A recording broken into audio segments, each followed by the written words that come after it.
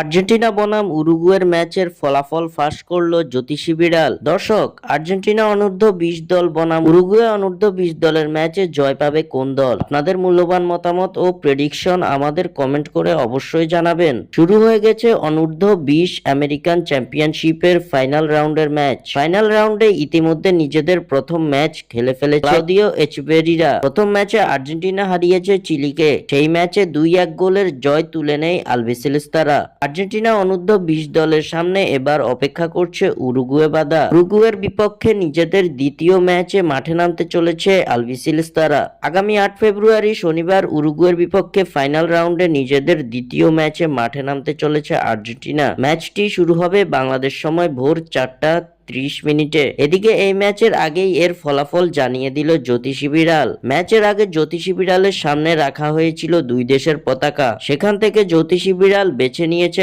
আর্জেন্টিনার পতাকাকে। খেলার আগেই জ্যোতিষী বিড়াল জানিয়ে দিয়েছে উরুগুয়ের বিপক্ষে জয় পাবে আর্জেন্টিনা। স্বাক্ষর থেকে সাদবিন ইসলাম।